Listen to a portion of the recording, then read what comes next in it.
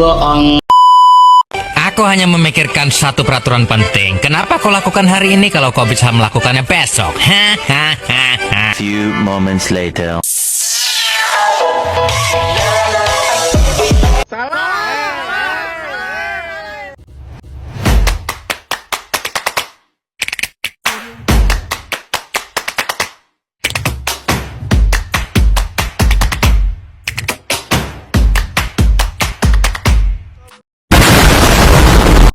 A few moments later.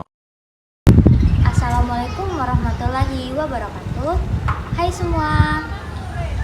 Perkenalkan, nama saya Mirsa Komala Fensi dari Universitas Islam Negeri Fatmawati Soekarno Bengkulu dengan NIM 2423240067. Program studi PGMI Fakultas Tarbiyah dan Tadris. Di sini tujuan saya membuat video untuk menyelesaikan tugas Al-Quran Hadis, yaitu mempresentasikan materi dari kelompok 9 sampai kelompok 12.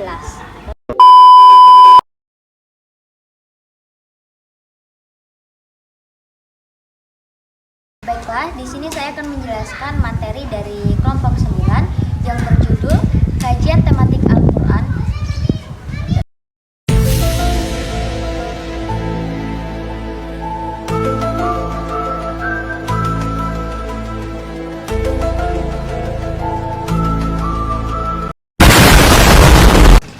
Kajian tematik Al-Quran dan Hadis adalah metode komprehensif untuk memahami ajaran Islam berdasarkan tema tertentu.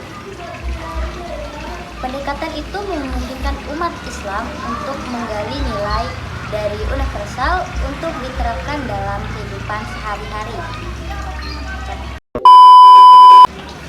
Berikut ini adalah metode kajian tematik beserta langkah-langkahnya.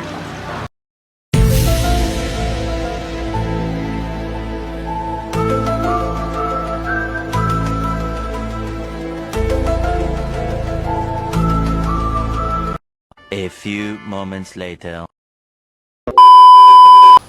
Yang pertama, yaitu menentukan tema. Dengan memilih isu yang akan dikaji seperti keadilan sosial atau hak asasi manusia. Yang kedua, menghimpun ayat dan hadis yang terkait.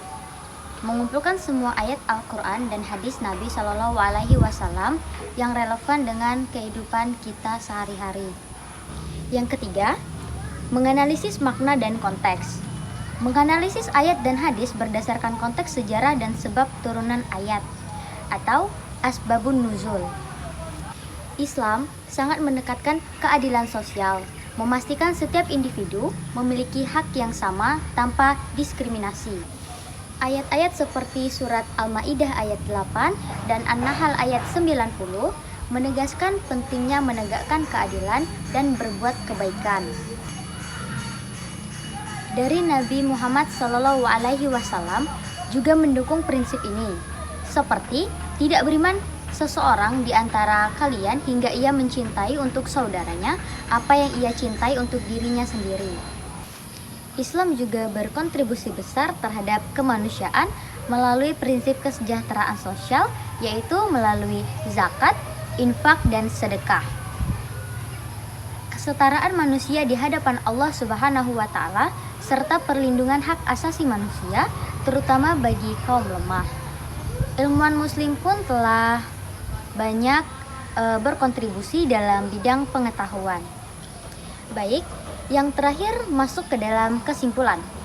Jadi, kajian tematik adalah metode efektif untuk memahami ajaran Islam secara mendalam, khususnya dalam isu keadilan sosial dan berkontribusi Islam terhadap kemanusiaan. Islam mengajarkan bahwa keadilan dan kesejahteraan sosial itu penting untuk membangun masyarakat yang harmonis.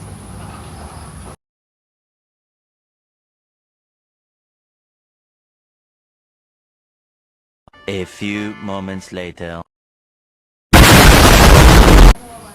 Baiklah, di sini saya akan membahas materi dari kelompok 10 dengan judul kajian tematik Al-Quran dan hadis tentang hubungan manusia dengan lingkungan dan pentingnya menjaga kelestarian alam sebagai ibadah. Manusia sebagai khalifah atau pengelola di bumi diberikan amanah untuk memanfaatkan sumber daya alam secara bijak dan bertanggung jawab sambil senantiasa menjaga kelestarian alam tersebut. Pandangan ini mendorong kesadaran bahwa kerusakan lingkungan adalah pelanggaran etika dan agama, sehingga upaya pelestarian adalah bentuk ketaatan kepada Allah Subhanahu wa Ta'ala dan investasi untuk keberlanjutan hidup manusia.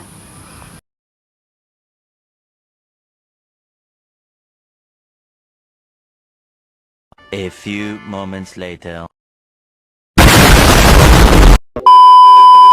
Baiklah, sekarang saya akan menjelaskan materi dari kelompok 11. Kelompok 11 ini membahas tentang pembelajaran Al-Quran untuk membentuk karakter. Tujuan utama dari pembelajaran Al-Quran adalah membentuk karakter dan akhlak mulia seseorang. Pemahaman dan pengamalan nilai-nilai yang terkandung di dalamnya, individu dapat mengembangkan sifat-sifat positif seperti kejujuran, kesabaran, tanggung jawab, dan kasih sayang. Lebih dari itu, pembelajaran Al-Quran juga berperan penting dalam memperkuat kesadaran spiritual, menumbuhkan sikap disiplin, integritas, serta empati. Dengan demikian, Al-Quran tidak hanya berfungsi sebagai pedoman spiritual, tetapi juga menjadi landasan yang kuat dalam menciptakan pribadi yang berakhlak mulia dan masyarakat yang harmonis.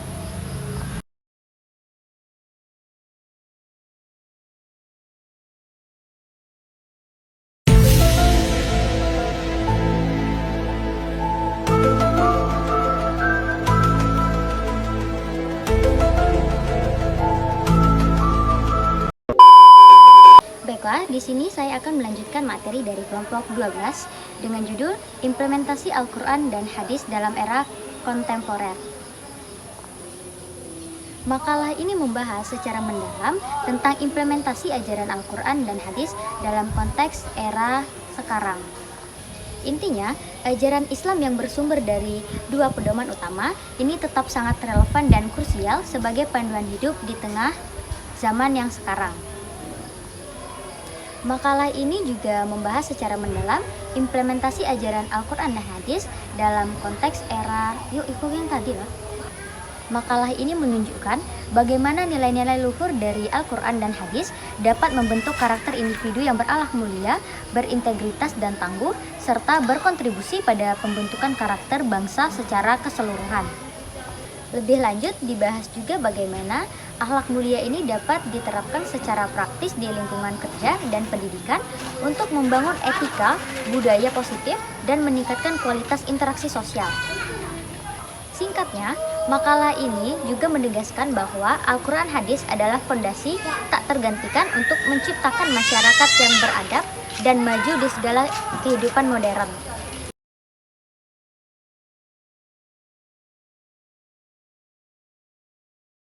A few moments later. Baiklah, di sini saya akan menjelaskan materi dari kelompok 13 sekaligus menjadi penutup.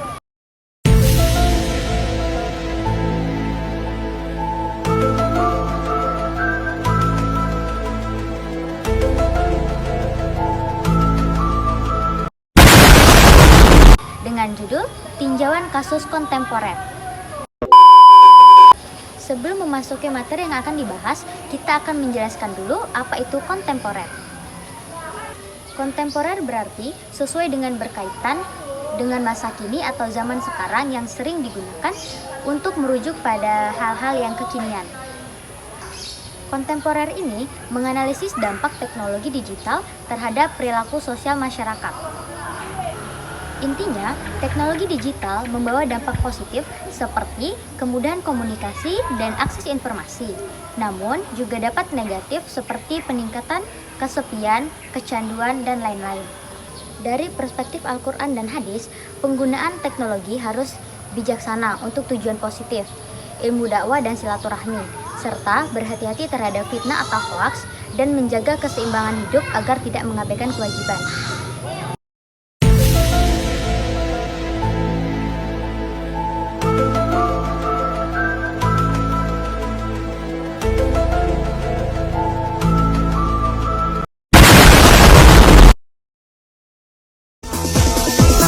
Chipi-chipi, chapa-chapa, rubi-rubi, lava-lava, makikomi, rubi-rubi, boom-boom-boom-boom. Chipi-chipi, chapa-chapa, rubi-rubi, lava-lava, makikomi, rubi-rubi, boom.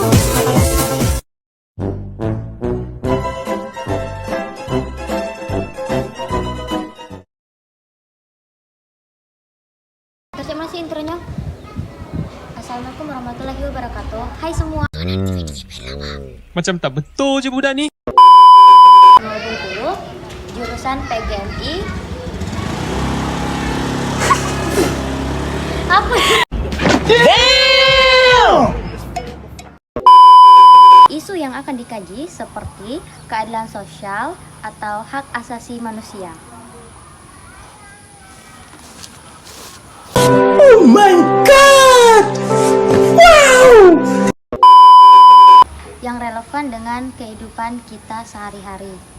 Mampus langar ngambil di bawah.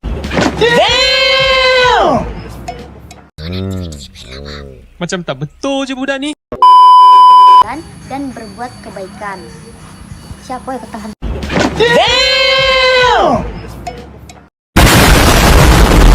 A few moments later. Baterai lemah katanya.